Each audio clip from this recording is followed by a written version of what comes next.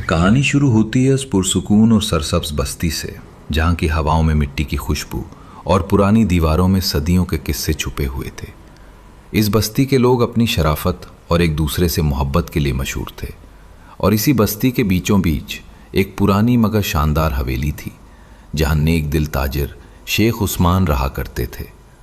आज इस हवेली की फ़ज़ाओं में एक अजीब सी उदासी और खामोशी छाई हुई थी, क्योंकि बस्ती का सबसे सखी इंसान अब अपनी ज़िंदगी की आखिरी सांसें ले रहा था। शेख उस्मान ने अपनी सारी ज़िंदगी मेहनत, सच्चाई और गरीबों की मदद में गुजारी थी। अब जब उनका वक्त करीब आया, वो चाहते थे कि कूच करने से पहले वो अपने बेटों से एक आखिरी वादा लें। शेख साहब ने बारी बारी हर एक को अपने कमरे में बुलाकर एक ऐसी ख्वाहिश जाहिर की जिसने सबको हैरान कर दिया। जब बड़ा बेटा अहमद अंदर आया तो बाप ने उसका हाथ पकड़कर कहा, बेटा, क्या मेरे मरने के बाद तुम 3 रातें मेरी कब्र पर मेरे पास बैठोगे? अहमद ये सुनकर परेशान हो गया। उसने सोचा कि अगर वो 3 दिन कारोबार से दूर रहा तो उसे लाखों का नुकसान हो जाएगा, इसलिए उसने माजरत कर ली। फिर दूसरे बेटे हामिद को बुलाया गया। जब उसने बाप की ख्वाहिश सुनी तो वो डर से कांपने लगा। उसे अंधेरे और तन्हाई से बहुत खौफ आता था, इसलिए उसने भी साफ इनकार कर दिया। आखिर में सबसे छोटा बेटा जैद आया। जब उसने बाप की बात सुनी तो उसकी आंखों से आंसू बहने लगे। उसने फौरन कहा, अब्बा जान, आपने हमारे लिए अपनी पूरी जिंदगी वार दी, क्या मैं आपके लिए सिर्फ 3 रातें नहीं जाग सकता? कुछ ही दिनों बाद शेख उस्मान का इंतकाल हो गया और पूरी बस्ती गम में डूब गई। हर आंख आश्कबार थी कि आज एक सखी इंसान रुखसत हो गया था। इधर बाप को दफनाया गया और इधर अपने वादे के मुताबिक जैद तन्हा कब्रिस्तान पहुंच गया ताकि अपने बाप के साथ वो 3 रातें गुजार सके। वहाँ की खामोशी और अंधेरा किसी का भी दिल दहला देने के लिए काफ़ी था, लेकिन जैद के दिल में अपने बाप की मोहब्बत थी, इसलिए वो वहीं जमकर बैठ गया। आधी रात का वक्त था जब दूर से किसी के आने की आहट सुनाई दी। जैद ने देखा कि एक बहुत ही बावकार ताजिर उसकी तरफ आ रहा है। उस शख्स ने जैद के पास आकर कहा, बेटा घबराना नहीं, मैं तुम्हारे वालिद का एक पुराना दोस्त हूँ। एक वक्त था जब मैं बिल्कुल बर्बाद हो चुका था, तब तुम्हारे वालिद ने मेरी मदद की, मैं उनका वो एहसान उतारने आया हूँ।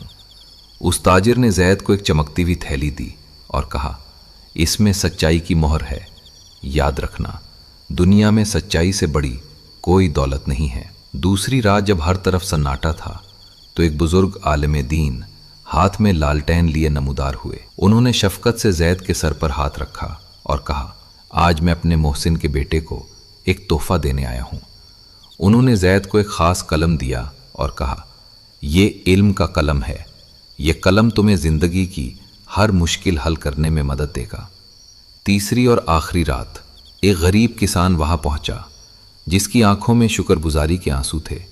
उसने बताया कि कैसे मुश्किल वक्त में शेख उस्मान ने उसका घर उजड़ने से बचाया था। किसान ने जैद को एक छोटी सी पोटली दी और कहा, ये बरकत के बीज हैं, इन्हें जहाँ भी बोओगे वहाँ कामयाबी की फसल उगेगी। जैद उन अनोखे तोहफों को संभाले बड़े सुकून के साथ घर वापस पहुँचा, जिसका दिल अपने वालिद की मोहब्बत से भरा हुआ था। उसे उम्मीद थी कि इसके बड़े भाई ये जानकर खुश होंगे कि वालिद ने अपनी दुआओं में क्या क्या बरकतें छोड़ी हैं, लेकिन जैसे ही उसने घर में कदम रखा, वहाँ का नक्शा ही बदला हुआ था। अहमद और हामिद ने वालिद को सुपुर्द खाक करते ही सारी दौलत, सोना चांदी और आलीशान हवेली आपस में बांट ली थी। जैसे ही उन्होंने जैद को देखा, बड़े भाई ने गुस्से और गुरूर से कहा, हमने जायदाद की तकसीम कर ली है, तुम तो कब्रिस्तान में वक्त ज़ाया कर रहे थे, अब तुम्हारे हिस्से में सिर्फ ये चंद दुबली पतली बकरियां आई हैं, अब उनका दूध बेचो और अपना गुजारा करो। जैद ये देखकर हैरान रह गया, लेकिन उसने सब्र किया। उसने अपने भाइयों को इन कीमती तोहफों, कलम, बीज और सच्चाई की मोहर के बारे में कुछ न बताया। भाइयों ने जैद को सिर्फ बकरियां ही नहीं दी, बल्कि उसे घर का नौकर बना लिया। छोटा होने की वजह से वो उस पर रोब झाड़ते और दिन भर उससे सख्त काम करवाते। जैद सुबह सवेरे अंधेरे में बकरियां लेकर निकल जाता, सारा दिन तपती धूप में उन्हें चुराता और शाम को थका हारा वापस आता। इतनी मेहनत के बदले उसे बमुश्किल 2 वक्त की रोखी सूखी रोटी नसीब होती। कुछ अरसा गुजरने के बाद दोनों भाइयों ने बड़ी धूमधाम से शादियां कर ली और अब उनके दिलों में लालच और भी बढ़ गया। उन्होंने सोचा कि इस बोझ को अब घर में रखने का क्या फ़ायदा। एक दिन उन्होंने जैद को धक्के देकर घर से निकाल दिया और कहा, अपनी ये बकरियां उठाओ और यहाँ से चले जाओ, अब इस घर में तुम्हारी कोई जगह नहीं। जैद अपनी इन चंद बकरियों को लेकर वहाँ से चल पड़ा। अब इसका कोई ठिकाना न था। सारा दिन वो रास्ते में बकरियां चराता और रात को जहाँ कहीं थोड़ी सी पनाह मिलती वहीं सो जाता। रात को जब वो सितारों भरे आसमान को देखता तो कभी कभी उदास होकर सोचता कि अब्बा जान की वसीयत वाकई कोई इम्तिहान थी। मेरे पास न सर छुपाने को छत है और न पहनने को अच्छे कपड़े, मैं तो बिल्कुल अकेला रह गया हूँ।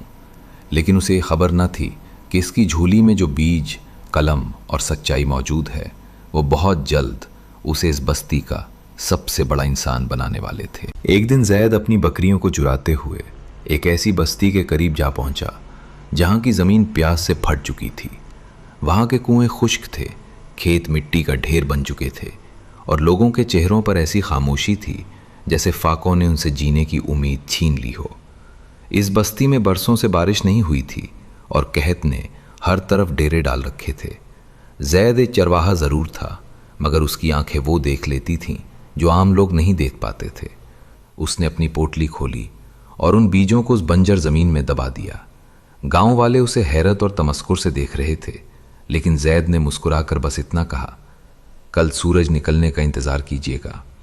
अगली सुबह जब गांव वालों की आंख खुली तो वो अपनी आंखों पर यकीन न कर सके।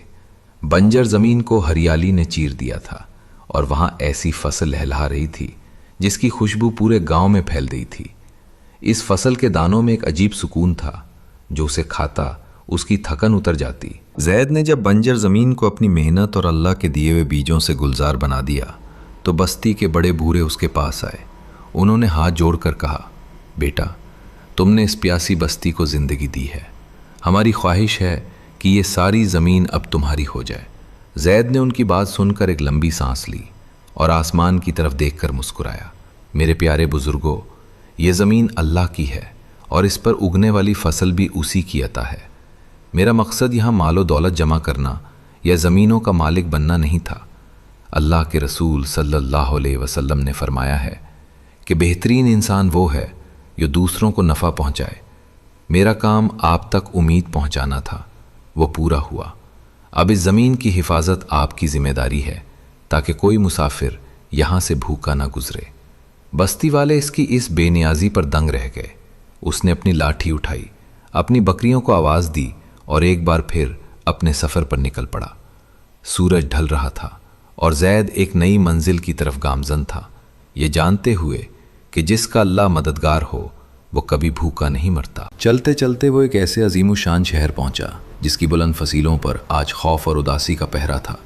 उस शहर पर एक बहुत ही जालिम दुश्मन फ़ौज ने चढ़ाई कर रखी थी और शहर का मुहासरा कर लिया था। दुश्मन के बादशाह ने एक अजीब शर्त रखी थी। उसने शहर के दरवाजे पर एक कदीम धाती तख्ती नस्ब कर दी थी जिस पर एक पेचीदा पहली और कुछ उलझे हुए नक्शे बने हुए थे। दुश्मन का कहना था कि अगर सूरज ढलने तक शहर के किसी दानिश्वर ने इस पहेली को हल करके शहर के बचाव का कदीम रास्ता ना ढूंढा तो उसकी फ़ौज शहर को जलाकर राख कर देगी। शहर के तमाम बड़े आलिम और वज़ीर इस तख्ती के सामने सर झुकाए खड़े थे, मगर किसी को कुछ समझ नहीं आ रहा था। मौत का खौफ हर चेहरे पर लिखा था। जैद अपनी बकरियों के साथ खामोशी से इस हुजूम को चीरता हुआ आगे बढ़ा। उसने अपना वो ख़ास लकड़ी का कलम निकाला और उस कदीम तख्ती के नीचे एक लकीर खींची। कदीम धाती तख्ती से एक भारी आवाज़ उभरी और उस पर लिखे हरूफ आहिस्ता आहिस्ता बदलने लगे। हकीकत ये थी कि दुश्मन के बादशाह का एक ख़तरनाक मंसूबा था। उसके पास शहर के नीचे बने कदीम बंद का सिर्फ अधूरा नक्शा था। वह जानता था कि उस शहर के लोग अपने बुज़ुर्गों के इल्म के वारिस हैं, इसलिए उसने पहेली को जंग की शर्त बना दिया। इसका इरादा ये था कि कोई अक्लमंद शख्स पहेली हल करे, खुफिया रास्ता बता दे और वो बंद खोलकर पूरे शहर को पानी में डुबो दे। सब समझ लेने के बाद जैद ने इल्म के कलम से नक्शा मुकम्मल तो किया, मगर रास्ता खोलने के बजाय उसे हमेशा के लिए बंद कर दिया। जैद ने दुश्मन के बादशाह की तरफ देखा और मजबूत लहजे में कहा, ऐ दुश्मन के बादशाह, तुमने ये पहेली इसीलिए रखी थी कि इस शहर का कोई समझदार इंसान तुम्हें वो रास्ता बता दे जो तुम खुद नहीं खोल सकते थे। मगर याद रखो, जिस रास्ते की तुम्हें उम्मीद थी वो अब हमेशा के लिए बंद हो चुका है। न शहर डूबेगा, न तुम्हारा लश्कर अंदर आ सकेगा। दुश्मन का बादशाह, जो समझ रहा था कि शहर वाले बेवकूफ बनकर अपनी तबाही का रास्ता खुद खोल देंगे, उसे समझ आ गया कि अब इस शहर को फतह करना नामुमकिन है। इसलिए वो अपना लश्कर लेकर वहां से पसपा हो गया। शहर के बादशाह ने जब देखा कि एक मामूली चरवाहे ने अपनी अकल से पूरे शहर को बचा लिया है, तो उसने जैद के कदमों में अशरफियों और जवाहरात की थैलियां ढेर कर दी और उसे अपनी सल्तनत का सबसे बड़ा मनसब पेश किया। मगर जैद ने मुस्कुराकर वही सादा जवाब दिया, बादशाह सलामत। इल्म वो रोशनी है जो दुश्मन की चालों को बेनकाब कर देती है। मेरे वालिद ने मुझे सिखाया था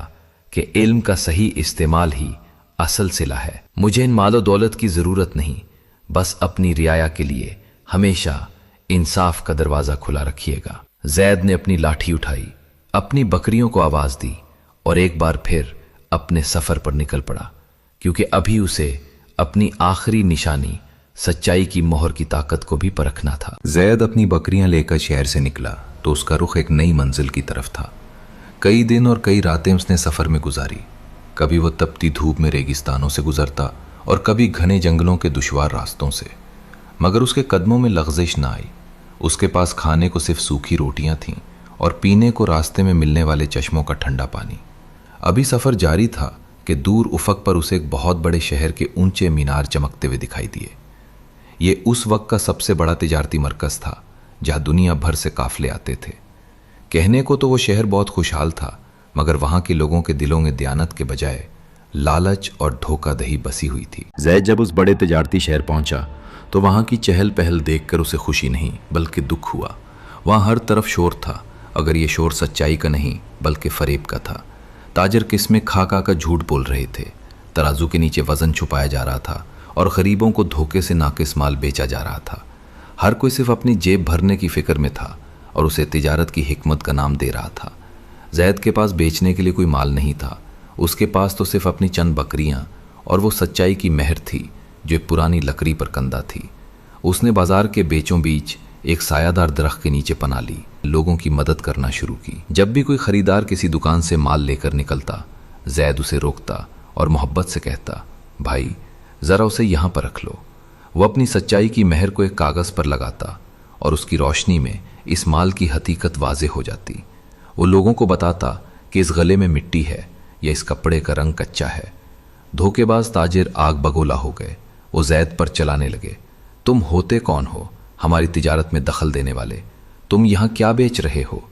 जैद ने निहायत इत्मीनान से जवाब दिया, मैं कुछ बेच नहीं रहा, मैं तो तुम्हें वो खसारा दिखा रहा हूँ जो तुम अपने आखिरत के सौदे में कर रहे हो। हमारे नबी सल्लल्लाहु अलैहि वसल्लम ने फरमाया है कि सच्चा और अमानतदार ताजिर क़यामत के दिन अंबिया और सिद्दीकीन के साथ होगा। क्या तुम चंद शकों के बदले इतने बड़े मकाम को बेच रहे हो? जैद की बातों में वो सच्चाई थी कि बाजार के मजदूर और गरीब खरीदार उसके गिर्द जमा होने लगे। जब ताजिरों ने देखा कि लोग अब सिर्फ उसी माल को खरीदते हैं जिसे जैद अपनी मेहर से सच्चा करार देता है, तो उनकी मजबूरी बन गई कि वो अपना तरीका बदले। जैद ने उन्हें तिजारत नहीं सिखाई बल्कि दयानत सिखाई। उसने उन्हें बताया कि अगर वो सच बोलेंगे तो अल्लाह उनके थोड़े माल में भी इतनी बरकत डाल देगा कि उन्हें किसी के हक मारने की ज़रूरत नहीं रहेगी। आहिस्ता आहिस्ता वो बाज़ार जो धोखे का गढ़ था, पूरे मुल्क का सबसे मोतबर तिजारती मरकज़ बन गया। जब जैद ने तीसरे शहर में सच्चाई की मोहर से लोगों की ज़िंदगी बदल दी और वहाँ से भी बहर कुछ लिए रुखसत होने लगा, तो उसे लगा कि इसका सफ़र और इम्तिहान अब मुकम्मल हो चुका है। वो अपनी बकरियों के साथ एक पुरसुकून पहाड़ी पर बैठा, जहाँ से गुरूब आफ्ताब का नज़ारा हो रहा था। उसने वो तीनों तोहफे अपने सामने रखे, बीजों की पोटली, लकड़ी का कलम और वो मोहर। चंद लम्हे सुकून में गुजरे, जब अचानक मोहर की सतह पर सुनहरी रोशनी ने अजीब सा खेल शुरू किया। चमकदार धब्बे, छुपी हुई लकीरें और निशानियां सामने आने लगीं। जैद ने हैरत से देखा और जैसे ही मोहर को हिलाया, वो रोशनी एक ख़त की शक्ल में बदल गई। मेरे प्यारे बेटे जैद, अगर तुम ये ख़त पढ़ रहे हो तो इसका मतलब है कि तुमने मेरा आखिरी इम्तिहान पास कर लिया है। तुमने इन 3 रातों में जिन लोगों से मुलाकात की, वो ताजिर, वो आलिम और वो किसान, वो दरअसल मेरे वो गहरे और वफादार दोस्त थे जिन्हें मैंने वसीयत की थी कि वो सिर्फ तुम्हें ये तोहफे दें और ये देखें کہ کیا تم مشکل وقت میں اپنے اخلاق پر قائم رہتے ہو یا نہیں؟ تم نے ثابت کر دیا کہ تم مال کے نہیں بلکہ کردار کے وارث ہو۔ تم نے ان تحفوں کو بیچ کر اپنی عیاشی کے لیے استعمال نہیں کیا بلکہ دوسروں کا بھلا کیا۔ اب اس خط کے پیچھے دیکھو، یہ تمہاری اصل وراثت ہے۔ زید نے جب خط پلٹا تو وہاں ان تینوں شہروں کی جائیدادوں اور کاروبار کا نقشہ تھا جس کا انتظام اس کے والد کے وفادار دوست سنبھال رہے تھے۔ وہ سب صرف زید کے امتحان میں کامیاب ہونے کا انتظار کر رہے تھے۔ زید دیکھتے ہی دیکھتے ایک عظیم سلطنت کا مالک بن گیا جس کی بنیاد سچائی اور فلاح انسانیت پر تھی۔ دوسری طرف اس کے بڑے بھائیوں نے وراثت میں ملنے والا سونا عیاشی اور غرور میں لٹا دیا۔ جب ان کے پاس مال ختم ہوا تو ان کی بیویاں جو صرف دولت کی خاطر ان کے ساتھ تھیں انہیں چھوڑ کر چلی گئیں۔ انہیں کوڑی کوڑی کا محتاج کر دیا اور وہ در بدر کی ٹھوکریں کھا کر بھکاری بن گئے۔ ایک دن زید اپنے محل کے باہر غریبوں میں کھانا تقسیم کر رہا تھا کہ اس نے قطار میں دو خستہ حال بھکاریوں کو دیکھا۔ وہ اس کے اپنے بھائی تھے۔ زید کی آنکھوں میں آنسو آ گئے۔ اس نے انہیں گلے لگایا اور وہ خط دکھاتے ہوئے کہا، ابا جان نے ہم سب کو برابر موقع دیا تھا، بس آپ نے مٹی چنی اور میں نے ان کی نصیحت۔ زید نے اپنے بھائیوں کو ان کے برے وقت میں معاف کر کے نہ صرف اپنے پاس رکھ لیا بلکہ انہیں عزت کی زندگی بھی دی۔ اب شیخ عبداللہ کا خاندان دوبارہ متحد تھا، مگر اس بار ان کا رشتہ روپے پیسے پر نہیں بلکہ اس اعلیٰ اخلاق اور سچائی کی طاقت پر قائم تھا جو اب ان کے خاندان کی نئی پہچان بن چکی تھی۔